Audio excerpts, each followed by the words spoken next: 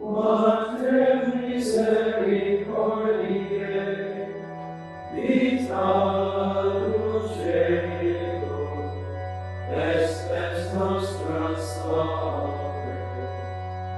Patre nobis. So I graduated college in 2002. I entered the Citadel, which is the Military College of South Carolina, with an ROTC scholarship.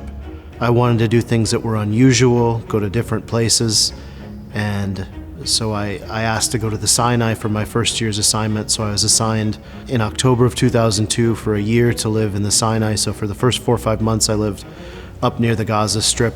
So I saw the Second Intifada, the explosions every morning. And then when I finished that year's assignment, I got assigned to Fort Story in Virginia Beach, which is where the Benedictine monks were at. I didn't expect that I would then start thinking maybe I was supposed to be a monk. And it's the attachment, of course, to the monastic life, which of course is substantiated or concretized in a community with the guys. So having been to this place, then it helped me to start to be more in that process for discerning, now am I called to be a priest in a diocese, or maybe just a monk, or a monk priest at this place or another place. So that kind of is how I ultimately got affiliated with Saint Vincent. And then after a few more years of being in the military, making sure my decision was correct, I then went to work for a year closer to here in the DC area, made visits a couple times, and then applied the next year. So that was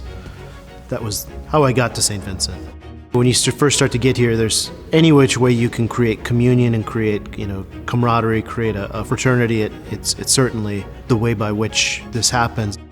One of the challenges of leaving the military is that usually there's things that are a lot more black and white, and the grayness of the time kind of affected how I approach certain things, because I was very much more of a let your yes be yes and a no be no. As it turned out, my one classmate that left entered a different community and was getting ordained. I had the opportunity to come out, and it's not too far away from here where his community is located. And when one of the guys knew that I was coming back, and he's just kind of setting up rides for us to go, that's when that guy was talking to the Archabbey and said, would you like to go? We have kind of a relationship with the community. And he'd just been elected for like a month, and he'd been out in the parish at the time. So he said, well, who are his classmates? And he said, well, it's so-and-so and so-and-so and me.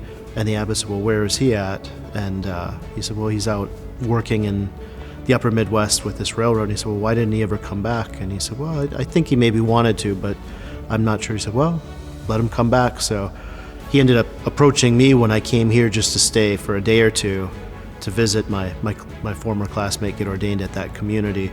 And then we talked, and it was 5 months later that I was back. Seeing a community of men or women assembled together, praying the liturgy, the hours, taking time to do Lectio Divina was appealing. And then being able to see monasticism not so much in an enclosed life like a Trappist life, but with more of an active life. And so St. Vincent, there's opportunities for you to be on the campus and have an assignment that lends to being in place, but then it also allows, say, someone who's a priest monk like myself, who would, God willing, be a teacher here, to go out on the weekends and still have some sort of pastoral activity. So I think just given my leadership experience in the military and moving from a lot of varied assignments within the Transportation Corps, which was my branch in the Army, seeing that I could do many things but also still have a stability was probably the second most appealing thing. And then the most appealing thing is that you're doing the life of seeking God within a community. So I think that's the challenging thing for a lot of guys, and it was for myself in my 20s, was are you called to live a celibate life as a priest? And if it's a celibate life versus a married life, then if it's a priest, great, but it might also be to being a priest in a community, or a non-priest, a brother in a community. So that was kind of the big answer. With the biggest thing was living in community and that experience. I was ordained Memorial Day weekend of 2024, and that put me in a position where I had, at that time, with the plans of the abbot, begun to apply to study over in Rome. I finished here with Master of Divinity, the Master of Arts, the Bachelor of Sacred Theology, with the intention of going over and studying for the licentiate, so one between bachelor and doctor in theology.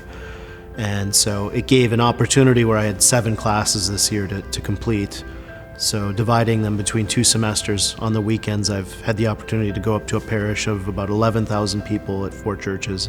I think God's a God of surprises, so as long as you take things with a grain of salt and you try to listen to Him, which is what the rule says, ultimately things kind of work the way they're supposed to, but you have to cooperate with Him.